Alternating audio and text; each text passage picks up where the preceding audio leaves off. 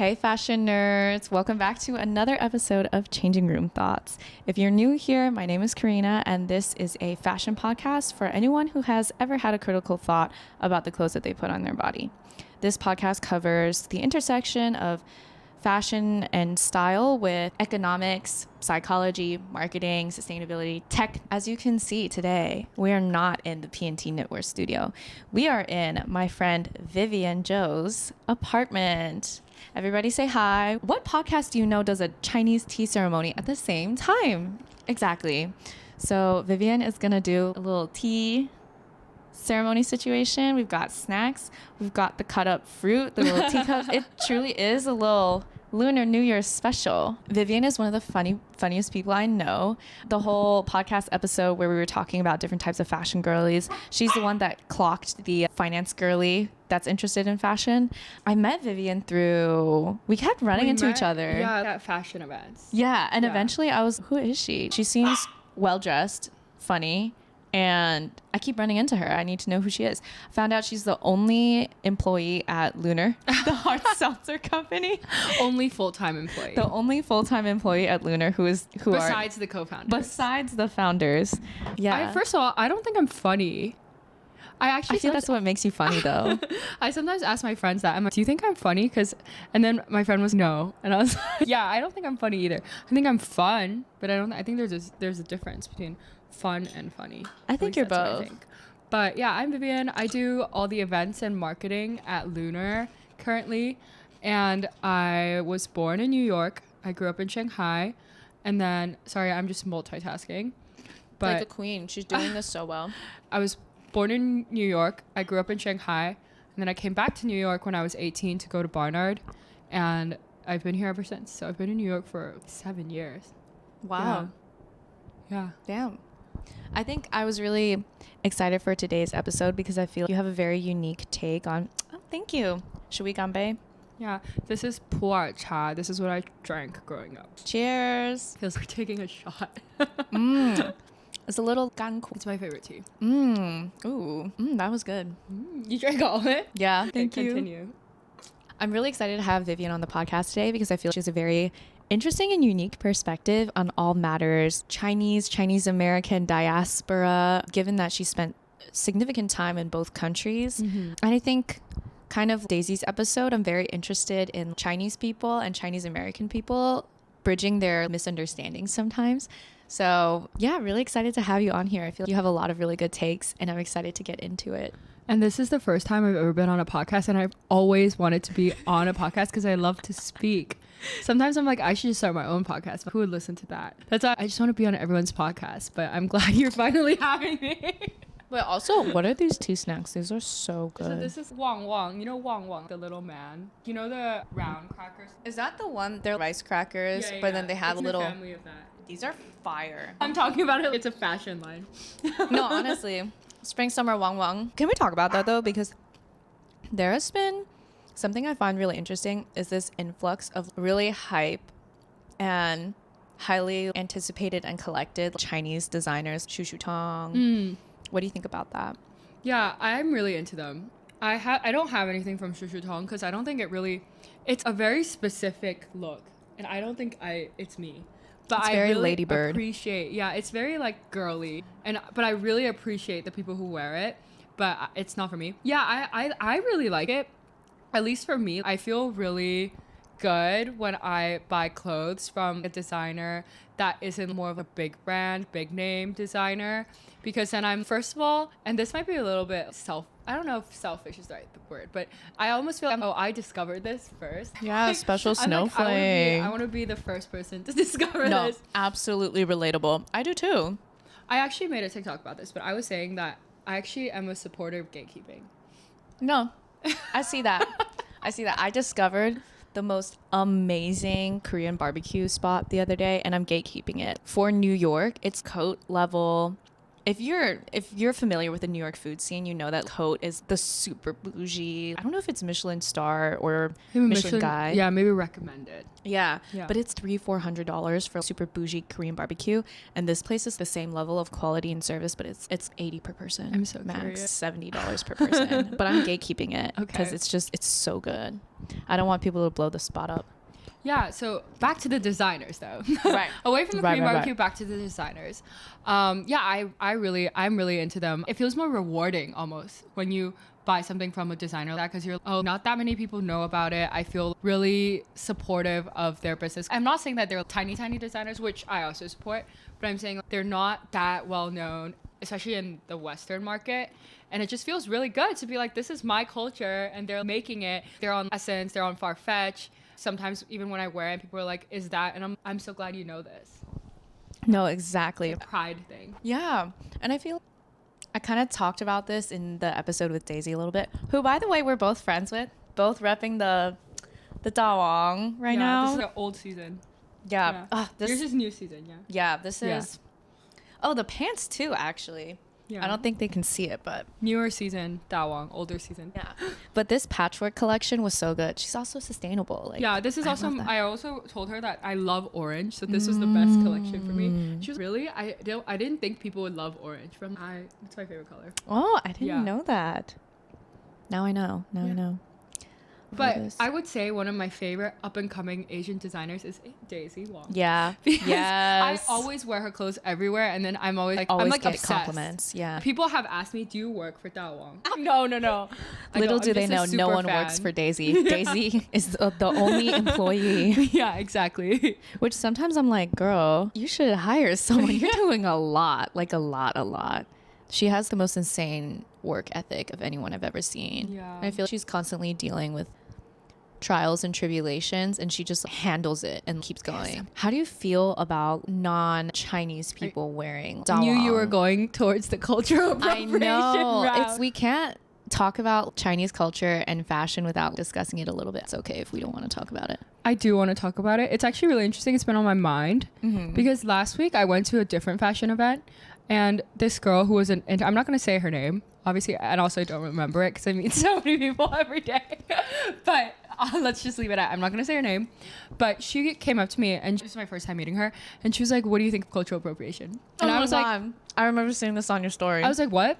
And she was like, so what do you think of it? Because she was saying that she wore a qipao, which for those of you who don't know is a traditional Chinese dress, and she wore it when she was out in Hong Kong or Singapore. She bought it in Hong Kong, and she posted a TikTok about it, and she said that there was a comment that didn't really like it, so she took it down.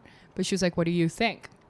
And so here's what I think. That's why I have it very nailed down right now. It's not rehearsed. It's just because it's been on my mind, right?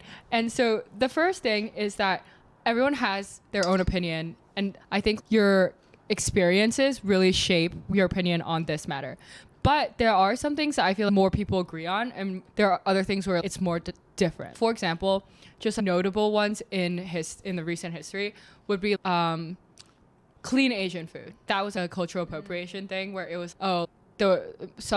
most people were like, that's a little bit messed up because what's wrong with normal Chinese food, right? But then with the fashion one, I think it's especially dividing. If you're from China, let's say it's my mom or my grandma, and she saw a white person wearing a qipao, she would be like, wow, beautiful. I love that, right? She'd be like, thank you for spreading and appreciating my culture. Meanwhile, someone who might be Chinese American who grew up here and maybe they were forced to wear qipao when they were young for special occasions by their family, and they felt they were forced because people would make fun of what they were wearing. They're like, what is that? You know, what are you wearing? Or maybe they were made fun of for other aspects of their Chinese culture or Asian culture. They might feel a lot more, oh, and now you get to wear it and not be made fun of. That's messed up. And I lie somewhere very specifically in the middle, as I do with a lot of this kind of from China versus Chinese American, because I am American. I have an American passport. And I grew up having an American education, and now I live in America. But also, I'm so Chinese. My whole family is super Chinese. They don't speak English. So it's really confusing sometimes. But for the clothing thing specifically, for me, I think it's as long as you're buying it from someone who is Chinese and you're supporting them, rather than going on Revolve and being like, can I find a Chinese oriental dress and wear it to my event, then I think it's okay. And also have a little bit of knowledge of what it is. Because this girl, she also said qipao. It's qipao. So have a little bit of knowledge and support Chinese Asian designers. The Asian designers that are up and coming, they're just going to sell it to Asian people and that's it. There's so many other people in the world. We want them to be successful. Exactly. Yeah. I feel like I opened my mouth about this topic and I got so much. I would say I don't usually get hate comments, and it wasn't hate comment, it was just thoughtful discourse, but I got so much flack for it from other Asian people that were, why are you a white apologist? Why are you a blah, blah, blah? And why do you not want our culture to be acceptable? Like, Comment your hate below. comment your hate comment below. Because you could go so far one way, you come all the way back around on the other end. You know what I mean? And it's kind of, I don't know, I don't want Western clothing to be the norm anymore. And also, here's another disclaimer. I'm not saying that if you think that white people shouldn't wear Asian clothes at all, then you're wrong. Because I think that everyone has an opinion based on what they experience. I don't know what you experienced. I didn't experience it, so I don't know, right? And if you experienced it and you're like, actually I hate it, then that's fair, right? Yeah. That's totally up to you. But for me, please support Asian designers and please have a little bit of knowledge and just don't be creepy about it. Don't be creepy about it. Yeah. That's all. I think also maybe I have a pretty open-minded idea of this because I grew up in a community that had so many Chinese people. I've also gotten the feedback from other Asian Americans. Why are you still talking about this? It's not relevant anymore. Why is it not relevant anymore? People just think that it's not a topic worth discussing anymore because a lot of people believe if you're just not Chinese American, you just shouldn't wear any Chinese inspired clothing. I think that's a majority of the hate comments I get. Or it's non-Chinese people being upset that Asian Americans are upset about it because they feel some kind of entitlement to wearing it. But anyways, I digress. Lunar New Year. We talk about something else more controversial about Lunar New Year. I'm inviting all the hate to your comment section. No, go for it. Hate is engagement. Lunar New Year versus Chinese New Year. Oh, what do you think about that? So me, again, being in the middle of the culture, I'm seeing all the discussion, right? Here in New York, I think most people are like Lunar New Year. I think, especially in my work, right? Working at Lunar, first of all. And it's really good for us, to be honest, because it's Lunar New Year, right? No one has said Chinese New Year. Most people say Lunar New Year. Sometimes, I don't know why, sometimes late at night, I'm on my phone just reading all the arguing. They're like, it's Chinese New Year. Everything is made in China. It started in China. I'm celebrating Chinese New Year, so you should let me say Chinese New Year. Wow. Wait, I didn't even know this was such a big controversy. Yeah, it really is. They're, oh yeah, since when did it become Lunar New Year? Did you see the Aritzia controversy? No. So the Aritzia controversy is that they got this designer, Korean designer, to do a line of Aritzia Lunar New Year clothes, right? But then everything she drew was a Chinese tradition. So then the Chinese people were really mad on Xiaohongshu, and they were like, hey, how's this Lunar New Year? This is just Chinese. You're just drawing everything in Chinese New Year. And especially because there was a little blurb, but I think it was also a bit of a misunderstanding because they also asked a lot of Taiwanese people to give their traditions and Chinese Americans to give their traditions, and then she just was doing the drawing. Oh. Yeah, but then there was a bit that was, she drew inspired by her experience with Korean New Year. So, yeah. Interesting controversy. Yeah, because I don't think people started saying Lunar New Year until a few years ago. Yeah, I thought that the controversy would be mostly around saying Chinese New Year would be too exclusionary because several Asian cultures celebrate the Lunar New Year. So yeah, I think what that would have been about. I think for me, it's if I'm celebrating with my Chinese friends, then I'm going to say Happy Chinese New Year. Yeah. Because they're Chinese and we're all Chinese here. That makes sense. Or to my mom. I'm not going to be like Happy Lunar New Year, Mom. You know what I just say? I say Happy New Year. Yeah, it's my New Year now. Yeah. But obviously, I'm not going to say Chinese New Year if that's going to offend people, right? It's almost like with a lot of things. If it's so easy for you not to do it, then just don't do it. Right. Yeah. So that's where I'm at. Anyways, Happy New Year. Happy New Year. Something that I also wanted to talk about when it came to Chinese versus Chinese American perspectives is I came into Vivian's apartment and I was like, oh my God, everything here is so stinking cute. Where are these candles from? Where's the lantern from? Where's this tea set from? And not everything here is from Taobao, but she said it was from Taobao. And then I was thinking, I've always wanted to kind of try Taobao. I've tried Temu once and stuff, but then I felt kind of guilty because maybe it's internalized racism or something, but I'm like, oh my God, what if this is fast fashion but for home goods? And then I know Vivian has some thoughts on this because just because it's made in China doesn't mean that it's made unethically. Yeah. And I think that's a very common misunderstanding. And even I need to kind of unlearn that assumption. But I was curious what your thoughts on this were. I'm not the most knowledged on every single working condition of every single place. Disclaimer. So I'm not saying I'm an expert in this, but the way I think about it is I think Temu and Shein, I also kind of have your similar feelings of ill feelings. I don't know why. But then when I'm in China and I go on Taobao, I don't have those ill feelings. Oh, what do you think is different about Taobao? I think it's because maybe it's just the normalization of it when you're in China. And I think it's also just the fact that, yeah, I think it's the normalization because where else are you going to buy your things? Yeah. I guess you could go to a store, but those people are also going to be producing it somewhere at a factory. So how does Taobao get its things? Is it kind of like Amazon? Yeah, you have individual sellers or Taobao's everything I think it's like bigger than Amazon even. Really? Because on Amazon, let's say you wanted to buy a jacket from North Face. You wouldn't go on Amazon to buy that, right? But if you were in China and you wanted to buy a jacket off North Face, you would go to Taobao buy it. Whoa. Yeah, because every single brand has their store on Taobao. So it's the ultimate aggregated marketplace. Yeah. Okay, here's another aspect of it is that I think that when people are like, oh, don't get things from Taobao, they don't realize that everything is on Taobao.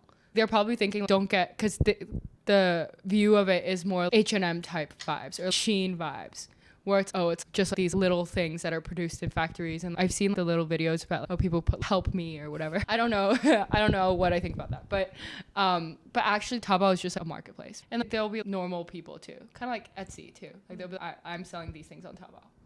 Interesting. Does Shein and Temu have domestic usage in China, or is the main target customer US There's people? No Shein and Temu. Really? So they were China. Literally created to sell fast fashion to people in the US. Yeah, but I think Temu, I don't know that much about Temu, but I think Temu is different because Temu is, actually I don't know much about either, but I'm pretty sure Temu is just Taobao for here, and there are also individual sellers. People. The other day, my mom said, I want to open a Temu account. She's like, it would be cool if I sold some things. And I'm like, what are you going to sell? And she's like, I don't know. I haven't thought about it yet. This is just like an idea in her head. So imagine if you're boycott Temu and then my mom's just so sad because she can't sell her things. No. Vivian's mom. Yeah. And I guess another aspect of it that I've talked about with other people too, when COVID started, I was really against fast fashion and I was super into sustainability in fashion, and I still am. It's not that I'm not.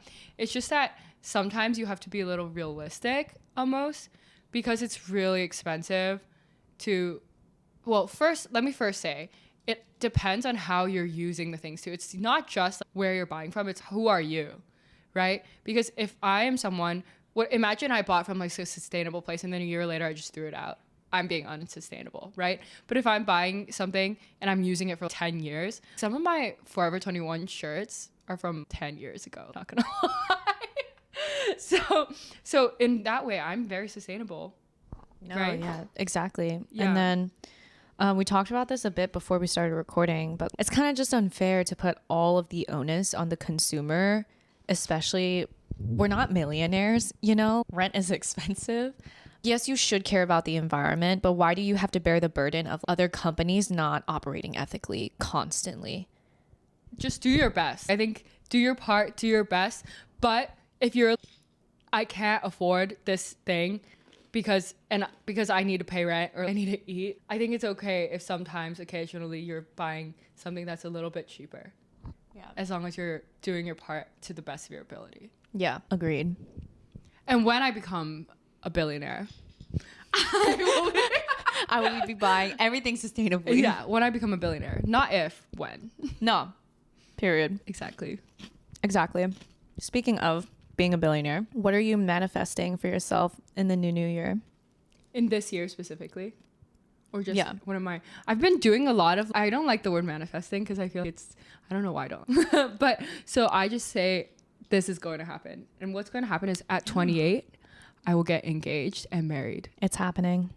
Yeah. Who's your future spouse gonna at be? 28. We'll find out. Yeah. Okay.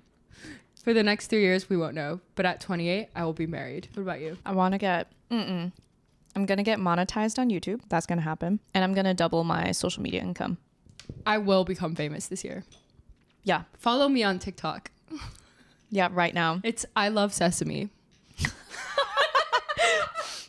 Maybe I should change my name before I become famous. No, that's kind of an iconic username. Also, I cannot stop eating these. Have you noticed? I've just been... Okay. What's your what favorite... do you do for Lunar New Year? Okay. I usually I'm at home, and usually we make a bunch of dumplings and we watch the CCTV Lunar New Year special. I'm going to watch that this year. It's going to be right here on the TV. When are they premiering that or airing it? Well, I mean, they're ahead, so it'll be done airing already, so I'm just going to put it on YouTube. Aww. Yeah. That's so cute. What's your favorite part of the CCTV special?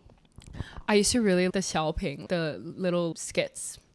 They got really bad recently. I think in the years where I was a child, they were the best. It was the peak of the CCTV special. And the jokes on the skits would go on for the whole year. People would refer back to it. But now it's changed because now it's like the age of social media, whatever. It's more the jokes on social media are reflected in the special. Before that, they started the jokes. Oh. But now we start the jokes and then they just regurgitate them. Do you feel you can still really connect with Chinese culture while you're here? Because that's something I kind of feel. I constantly want to be more connected to it. So growing up as a person who's American, who was in Shanghai, who went to an international school, was very complicated because, okay, actually let's talk about this because I want to talk about this. Yeah. Okay, so growing up as someone who was born in New York, but my family is really, really shanghainese. I'm the only one who speaks English. But everyone around me in my school, my international school, they all were a lot more westernized. So they would have, maybe their parents would have gone to college in a Western country, or their parents worked for a more Western company, or they were from Korea or Hong Kong, or just areas that are a little bit more westernized. I felt very isolated and embarrassed because I spoke Shanghainese with my mom. And I remember this so clearly is when I was young and I would call my mom in Shanghainese, and then the people around me, they would be like, why do you sound so local? Yeah. And then I would be like, I'm sorry. And then I was like, Mom, don't speak Shanghainese to me anymore at school. No. Oh my God. Yeah. Wow. Bullying and discrimination. Obviously Everywhere. it happens everywhere, but something that non-Chinese people don't know, or even like Chinese American people don't know, is discrimination happens also with and between Chinese cultures. I was talking about this with my friend. I think it's way worse when it's within the culture. Oh my God. Oh my God, this is so controversial. Wait. I'm gonna get so much hate. No. I think this is so interesting. What I mean is the internalized racism of people who are Asian. Wait, expand. What do you think of the word fob? I see where you're going with this. I feel like it generally has a negative connotation. Yeah, but for some reason, a lot of times I will be in situations where people be like, yeah, and they're fobs. And I always feel a little uncomfortable. No. Don't say that. Fob, a lot of times, is used as a generalized term to refer to the people who came here from China to go to school. I did come from China to go to school, but I'm also American, so it's complicated. But for me, I'm like, why would you say fob? I feel like it's mean. Yeah.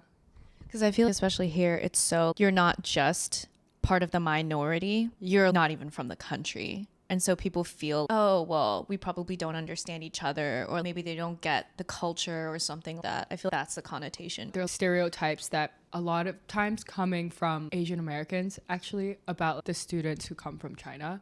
Oh, the recent international school kid thing. Oh Were you my gonna say that? God. Yeah, I was just going to say that. The big eyes, little face WeChat thing. That thing. At first, I thought it was funny. And then I was like, I don't know, is it kind of mean? I don't know. Because is the guy who's doing it, what is he? He's international. Yeah. Yeah. So I guess if he's making fun of himself, does that mean? I don't know. I feel it's all very touchy. It's all very complex.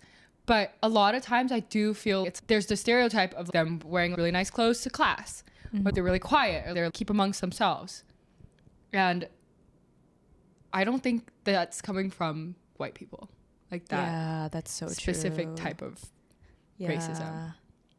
That is so true. I wonder why there is that kind of not animosity, but just, you're right, kind of internalized racism where even Chinese Americans aren't being welcoming to international Chinese people.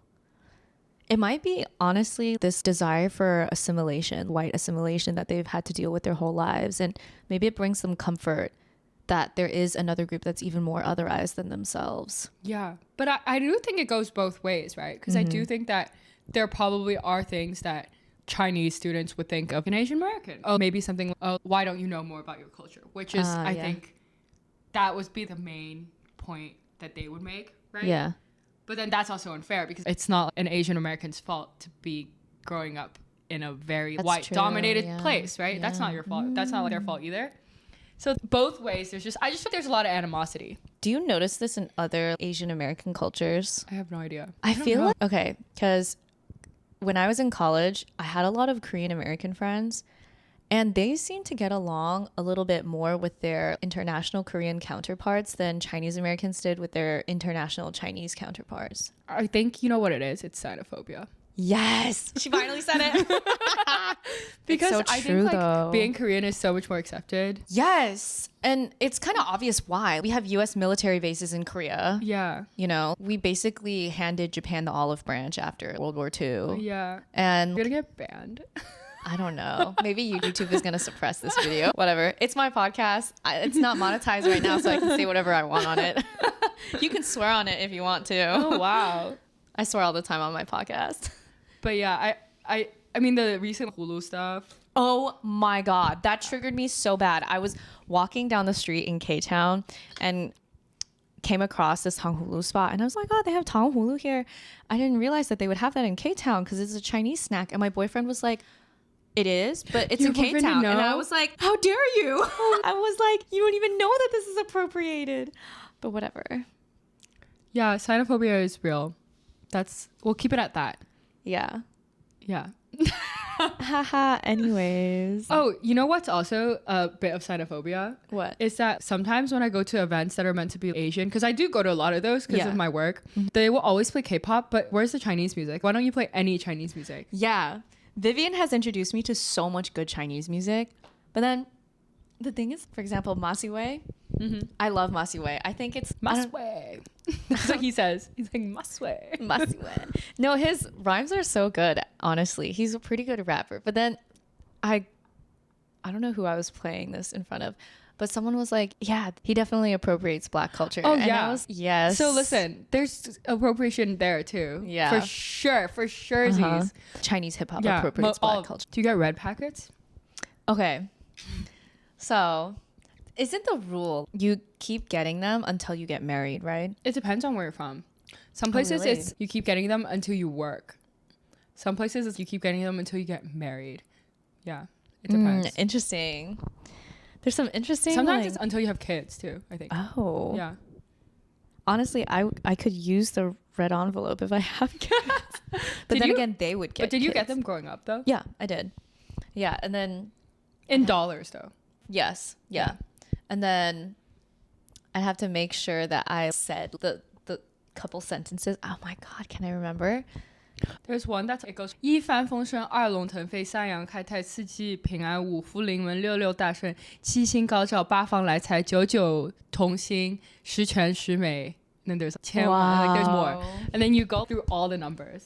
Wow. I memorized it one year and then I sent it to every single person in my WeChat voice messages because they were like, oh, she's working so hard for me, and they all gave me red packets. Not all, but like this is me every like year. WeChat red packets? Here's the hack. Every year I go on WeChat and I send literally every single person Happy New Year. The voice message is going the extra mile. Yeah. And I get so much money. Wait. And then I That use is it on so groceries. interesting. That is so interesting. So they send it to you only after you do that? Yeah, because they're not just going to send it to you. You have to bang it. Oh. Yeah. Wow, I'm such an entitled little kid. I would just go to family gatherings and then No, but like that's my like, uncles would just as a kid, it's different because you're going there. You're going to Banyan. But now that I live in America, I can't go, right? So I just send it on WeChat. Oh, you gotta work extra hard to Yeah. get that red envelope money. Yeah. And you'd have to sleep on it. Did you have to sleep on it? No. Like they slip it under your pillow? Kind of like the Wait, tooth what? fairy. That's so cute. Speaking of traditions, red envelopes and stuff like that. Vivian asked me about this little gold tiger that I wear around my neck. Usually there's not superstitions, but cultural norms around Oh, what yeah. animals. And she made a TikTok video about this. Yeah, I saw that. I learned a lot from it. Really? Yeah. Thanks. But there's a lot of stuff you can wear when it is your Chinese zodiac and whatnot, depending on what year you were born in order to achieve certain levels of luck, which I find really interesting. But growing up, I didn't realize that that's what that was for. I didn't even know that that was an aspect. I didn't even know we had a wood dragon, a metal dragon. I actually don't know about that. Really? Very much. Oh. Yeah. That's like the details. Those are details my grandma would know. She buys the red book. There's this red book from Hong Kong, from this Cantonese guy. His face is on it. I don't know if Wait, make sure to keep this close to your I don't face, know. yeah. I don't know if you know what I'm talking about, but there's this guy, he wears a black suit and then he's on this book and it's red, and he is a 算命 person. So he will tell you the nitty-gritty details of what you have to do each day of the year you're born. It's kind of intense astrology vibes. Wow, so Suanming is actually literal. Yeah, but my grandma gets that book every single year and she reads through it. And then she comes back to me and she tells me what to do. She's like, this year, don't do this, this, and this. Don't, blah, blah, blah. Is she usually She's right? Like, really into it. I don't half believe it. Kind of similar to astrology stuff. Like, I half believe everything. Yeah. Yeah. No, that is something I would love to know more, because we're all, especially everyone in our generation, everyone's spiritual, voodoo, whatever, Yeah, and like really, incorporating South Asian culture. And I know for a fact that there's Chinese stuff that does things like this. So yeah, I can I tell wanna learn you. more I about want to tell this. you. Okay, I'm going to tell everyone. So this is the year of the dragon. So if you are a dragon, you're in trouble, because everyone thinks, oh, year of the dragon, that's me. Yay, but it's not. It's actually because this year the dragon was trouble to the gods. So this is the year that they were the most in trouble. So then there are certain things you can do to avoid that trouble. Each animal has three different animals that are kind of like your saviors. Not saviors. In Chinese, it's 贵人. So these people will help you through life. So in your year, you're supposed to wear that animal. And you have to have a red bracelet on your left hand. And wait, I didn't know it was this specific. I thought it was just you needed to wear red on your body at all times in general to ward off bad luck. that is also good. If you wear red underwear, that's also fine. But I'm not wearing red underwear every day. Like, My mom What would if I literally just shower? buy packs of red underwear. I've seen in the women's locker room in China, some people will just have these waist strings. oh yeah, so that's another way you can do it, because like it's the same as the bracelet. Like you can have a bracelet or you could have a waist string, and it's just red. I have an example. I'll show you right now. Oh my goodness. We're teaching so much culture. I'm having a party on Friday with all of my high school friends and some other friends, and I'm preparing a card for each of them. So these are cards designed by my friend May from Overice. And then I bought this for my friend because he's the year of the dragon, my best friend Jonathan. Shout out to Jonathan. He's the year of the dragon, so I bought this for him. So the animals for dragon is monkey, rat, or chicken. So I got him a monkey because I thought it was cute. It's holding a banana. I don't know if people That's can see so it. cute. And I'm gonna put it in his card. Aw. But yeah, you need to wear a red bracelet with a gold charm on it. It can't just be a red bracelet. I mean, it depends on how much you believe it, really, because a red bracelet is better than nothing. Yeah. But a red bracelet with a gold charm is better than a red bracelet by itself. And then yeah, I actually wore a red bracelet with 3 gold charms, because I got convinced by the person who was selling it to me. She was like, you need this for this, this for this, this for this. I'm like, got it. And I wore it all year. And sometimes, it has to be kind of ugly, honestly. It needs to be a little chuggy. Because some people will go to Cartier or they'll go to a nice little jewelry brand and they'll get a red bracelet with gold on it. But it has to be this really gold. Yeah. Because a lot of the yellow ass, yeah, 24 like, karat kind of gold. if it's not matching your outfit, you're doing it right. If you're hating it, when it was the year of the tiger, I hated it all year. I was like, this is so ugly. Hate it so much. It's so chunky. I hate it. But that's what's supposed to help you. Yeah. Okay. Yeah. That's actually, so this necklace that I get questions about this all the time, and people always think it's a bear, but it's not. It's a tiger. but I got this when I was born, actually. It's something that my aunts and uncles, when I was born, when my brother was born, they bought a bunch of jewelry for the baby. Oh yeah, I have those too. Yeah. My mom laid it out on the table. She was like, do you want any of this? No, same. Once I came of age and could be more responsible with my things, my mom was like, oh, you should probably take at least 1 or 2 of the 5 or 6 gold bracelets and necklaces that you've been gifted throughout your life. I was like, excuse me? I didn't know any of this existed. My brother has all of it too, for the chicken and whatnot. But I love that tradition. There's so many fun Chinese traditions that bring people together. I want to be that aunt that gets my brother's future kid a bunch of amulets and necklaces and nice jewelry for them to wear when they grow older. Yeah. All this stuff is solid. It's not your average plated whatever. It's solid gold, so the quality is really great. Do you know about the other tradition where it's when you're a baby and it's your first round of hair growth, you have to shave it off, and then usually they make it into a maobi, like a calligraphy. I have one of my baby hair. Wait, that's so cool. Seems a little creepy, but yeah. No, but I love all of these little, I don't know, ways to celebrate family and like your childhood. Yeah, and also it's really interesting too for Lunar New Year. I think everyone has different food because like you're from you're from Beijing, so you guys have jiaozi. Yeah, we do jiaozi, and we don't. Oh, really? What do you do? First of all, we don't usually ever have jiaozi at all. Really? Because my mom doesn't even know how to wrap it because we're from Shanghai and we don't eat jiaozi there. We just eat huntun, which is another interesting thing because I think jiaozi is more normalized in America. Every time it's dumpling folding, it's always jiaozi, but it's never huntun. I don't know why. Yeah, that's a good point. Yeah, because last week we did a dumpling folding thing and it was mostly jiaozi. Interesting. Not sure why. There are specific things that you have to eat for us. There's one thing, it's a big soup and it has to have dumplings made of egg. You have to whip up the egg, kind of like you're making scrambled eggs, and then you get a little ladle and then you put it onto the pan and you make a little round dumpling wrapper, but it's made out of egg. Oh. And then you put meat in the middle and then you fold it in half. Oh. And then the yellowness of it is kind of a gold yuanbao. What's yuanbao in English? An ingot? Is that what it's called? Those little money things, right? Yes. I think it's called an ingot. Okay, ingot. Yeah, and it's supposed to look like ingot. And then the soup itself is called quanjiafu, which means whole family luck. Fu is like luck. And because it's got a lot of different things to it, but that's one of the things in the soup. Oh, cute. And then you have to have steamed fish. Oh yeah, 年年有余. And then in Shanghai, we also have 如意菜, which is the bean sprouts. And then we also have 八宝饭. Yeah. So it's really different. Actually, I'm making 20 dishes on Friday. I took the day off. Oh my God. Yeah. I'm going crazy. Everyone come over and don't make anything because I'm making everything. Wait, that's so cute. Yeah. So I'll be laboring Friday. Oh. I love that you love your culture so much. You asked how do you feel connected to culture? What I was going to say is that I actually didn't feel connected to my culture very much growing up because we all spoke English with each other, my friends and stuff. But I was connected in the sense of family because my family is very, very shanghainese, right? But then it was always a bit of a dissonance situation.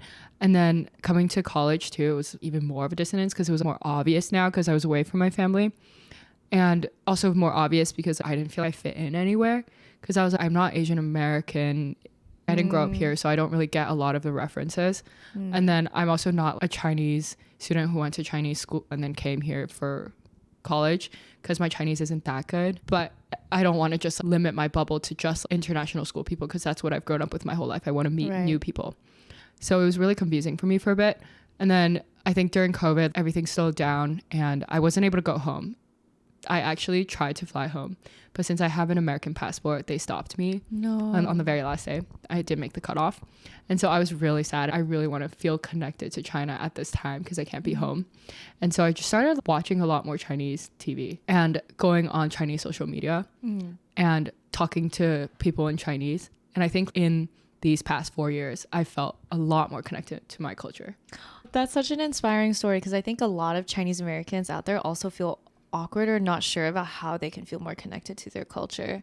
And we gotta work to undo that internalized sinophobia. So exactly. Yeah. Wait, what Chinese shows do you recommend? I watch a lot of reality TV. Oh, I think that's the fun stuff. Oh, there's this one really good one that I'm thinking of right now. It's called 开端. It's kind of old. It was really popular a few years ago, but it's got this really cute guy called Bai Jingting, and he is the star of it. And it's kind of Groundhog Day vibes. And they're trying to solve the mystery of they're on a bus and then the bus crashes, and they're trying to solve the mystery of who crashed the bus. So then they kind of go into the story of everybody on the bus. I don't know what Groundhog Day is. It's when the day keeps happening.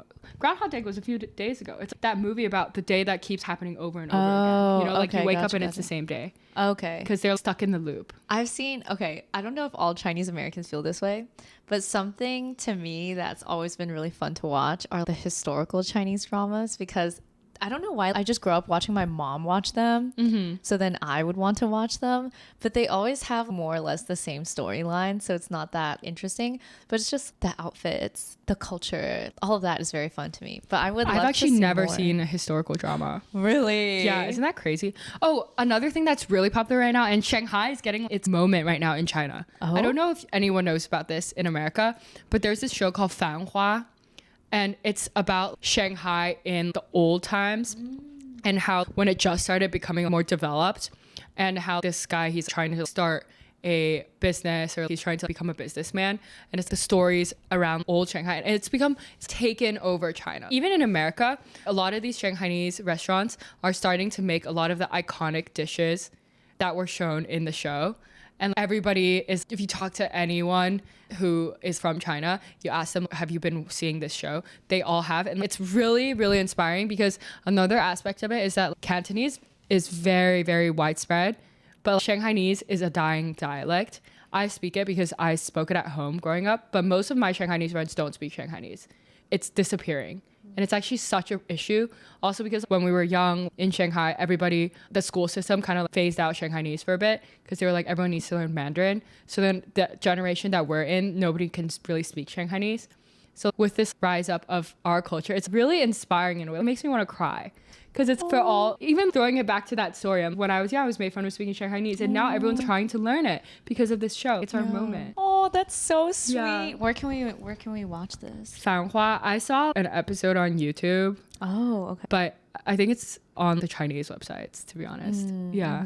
My mom has definitely watched a lot of Chinese dramas on YouTube. Yeah. Not sure if it's kosher, but that's the way to do it. Okay. My boyfriend is calling. I think we have to end this episode. Thanks for watching. And see you next Monday. Enjoy your Lunar New Year. Happy Lunar New Year. Happy New Year. Yeah. Happy New Year. Happy New Year. Happy Lunar New Year. Happy whatever you're celebrating.